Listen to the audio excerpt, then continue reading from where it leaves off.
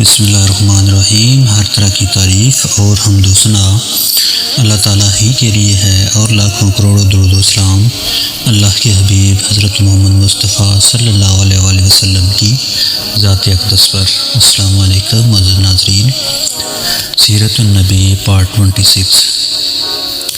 ایک روز حضور نبی کریم صلی اللہ علیہ وسلم خانہ کعبہ میں نماز پڑھ رہے تھے کہ ابو جہل آپ کے پاس آیا اور بولا، کیا میں نے آپ کو اس سے منع نہیں کیا تھا؟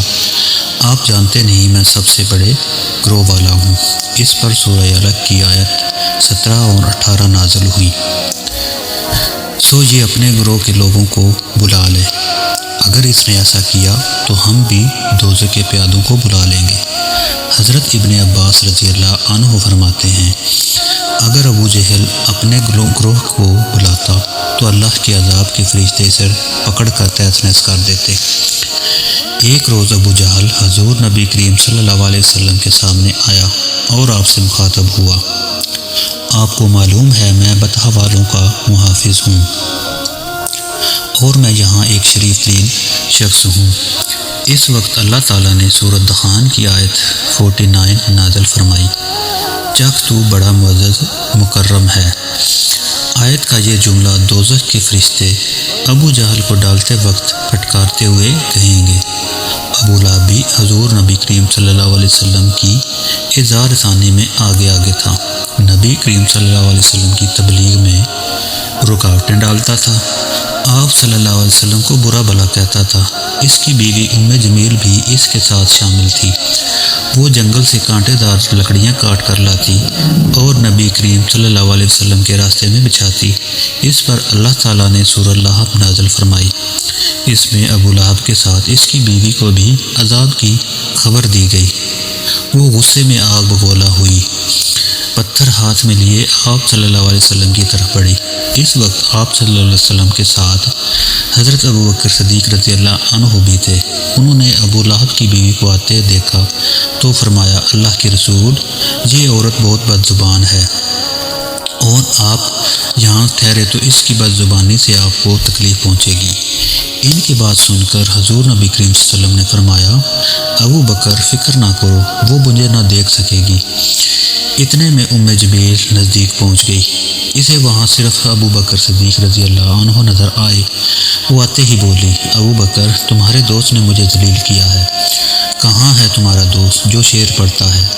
ابو بکر بولے، کیا تمہیں میرے ساتھ کوئی نظر نہیں آ رہا؟ کیوں، کیا بات ہے؟ مجھے تمہارے ساتھ کوئی نظر نہیں آ رہا۔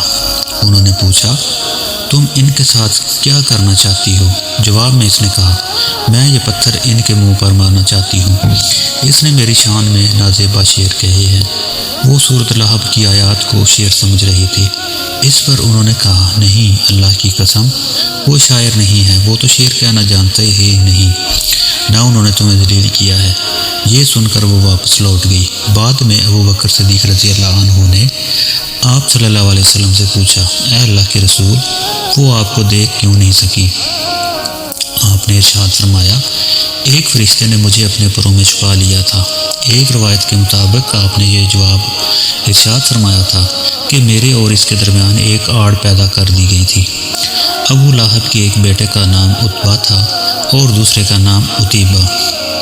اعلان نبوت سے پہلے رسول اللہ صلی اللہ علیہ وسلم نے اپنی دو بیٹیوں حضرت رقیہ اور حضرت ام کلثوم رضی اللہ عنہا کا نکاح ابو لہب کے ان دونوں بیٹوں سے کر دیا تھا۔ صرف نکاح ہوا تھا، ابھی رخصتی نہیں ہوئی تھی۔ اسلام کا آغاز ہوا اور سورہ لہب نازل ہوئی تو ابو لہب نے غصے میں آ کر اپنے بیٹوں سے کہا، اگر تم محمد کی بیٹیوں کو طلاق نہیں دو گے تو میں تمہارا چہرہ نہیں دیکھوں گا۔ چنانچہ ان دونوں نے انہیں طلاق دے دی۔ دیکھا جائے تو آپ صلی اللہ علیہ وسلم کی بیٹیوں کے لیے اس میں حکمت تھی، گویا اللہ تعالیٰ نے چاہا کہ یہ پاک صاحبزادیاں عتبہ اور عتیبہ کے ہاں نہ جا سکیں۔ یہ رشتہ اسلام دشمنی کی بنیاد پر ختم کیا گیا تھا، یعنی آپ دونوں چونکہ نبی کریم صلی اللہ علیہ وسلم کی صاحبزادیاں تھیں، اس لیے یہ قدم اٹھایا گیا۔ اس موقع پر عتیبہ نبی کریم صلی اللہ علیہ وسلم کی خدمت میں حاضر ہوا اور اس نے آپ کی شان میں گستاخی کی۔ آپ صاحبزادیوں کی وجہ سے پہلے ہی غمگین تھے۔ ان حالات میں آپ نے اس کے حق میں بد دعا فرمائی، اے اللہ اس پر اپنے کتوں میں سے ایک کتا مسلط فرما دے۔ عتیبہ یہ سن کر وہاں سے لوٹ گیا۔ اس نے اپنے باپ ابو لہب کو سارا حال سنایا۔ اس کے بعد دونوں باپ بیٹا ایک قافلے کے ساتھ شام کی طرف روانہ ہوئے۔ راستے میں یہ لوگ ایک جگہ ٹھہرے۔ وہاں قریب ہی ایک راہب کی عبادت گاہ تھی۔ راہب ان کے پاس آیا۔ اس نے انہیں بتایا اس علاقے میں جنگلی درندے رہتے ہیں۔ ابو لہب یہ سن کر خوف زدہ ہو گیا۔ نبی کریم صلی اللہ علیہ وسلم کی بد دعا یاد آ گئی۔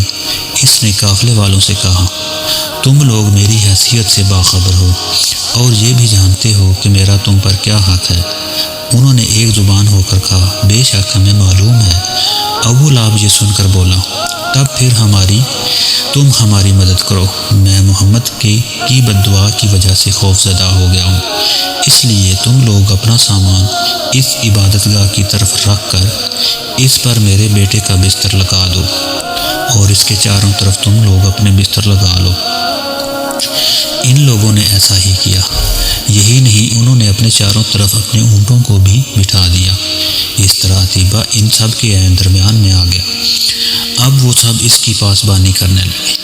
ان تمام احتیاطی تدابیر کے باوجود حضور نبی کریم صلی اللہ علیہ وسلم کی پیشگوئی پوری ہو گئی۔ نصف رات کے قریب ایک شیر وہاں آیا اور سوئے ہوئے لوگوں کو سونگھنے لگا۔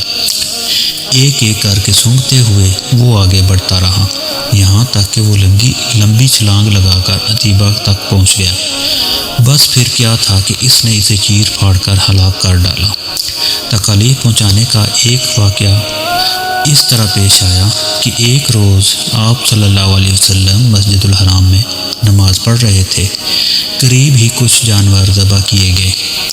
وہ لوگ اپنے بتوں کے نام پر قربانی کرتے تھے۔ ان جانوروں کی ایک اوجڑی ابھی تک وہیں پڑی تھی۔ ایسے میں ابو جہل نے کہا، کیا کوئی شخص ایسا ہے جو اس اوجڑی کو محمد کے اوپر ڈال دے؟ ایک روایت کے مطابق کسی نے کہا، کیا تم یہ منظر نہیں دیکھ رہے ہو؟ تم میں سے کون ہے جو وہاں جائے جہاں فلاں قبیلے نے جو جانور ذبح کیے ہیں، ان کا گوبر، لید، خون اور اوجڑی وہاں پڑے ہیں؟ کوئی شخص وہاں جا کر گندگی اٹھا لائے اور محمد کے سجدے میں جانے کا انتظار کرے۔ پھر جو ہی وہ سجدے میں جائیں، وہ شخص گندگی ان کے کندھوں کے درمیان رکھ دے۔ تب مشرکوں میں سے ایک شخص اٹھا، اس کا نام عقبہ بن ابی معیط تھا۔ یہ اپنی قوم میں سب سے زیادہ بدبخت تھا۔ یہ گیا اور اوجڑی اٹھا لایا۔ جب آپ صلی اللہ علیہ وسلم سجدے میں گئے تو اوجڑی آپ پر رکھ دی۔ اس پر مشرکین زور زور سے ہنسنے لگے، یہاں تک کہ وہ ہنسی سے بے حال ہو گئے اور ایک دوسرے پر گرنے لگے۔ ایسے میں کسی نے حضرت فاطمہ رضی اللہ عنہا کو یہ بات بتا دی۔ وہ روتی ہوئی حرم میں آئیں۔ نبی کریم صلی اللہ علیہ وسلم اسی طرح سجدے میں تھے اور اوجڑی آپ کے کندھوں پر تھی۔ سیدہ فاطمہ رضی اللہ عنہا نے اوجڑی کو آپ پر سے ہٹایا۔ اس کے بعد آپ سجدے سے اٹھے اور نماز کی حالت میں کھڑے ہو گئے۔ نماز سے فارغ ہو کر آپ صلی اللہ علیہ وسلم نے ان لوگوں کے حق میں بد دعا فرمائی، اے اللہ تو قریش کو ضرور سزا دے، اے اللہ تو قریش کو ضرور سزا دے، اے اللہ تو قریش کو ضرور سزا دے۔ قریش جو ہمارے ہنسی کے لوٹ پھوٹ ہو رہے تھے، یہ بد دعا سنتے ہی ان کی ہنسی کافور ہو گئی۔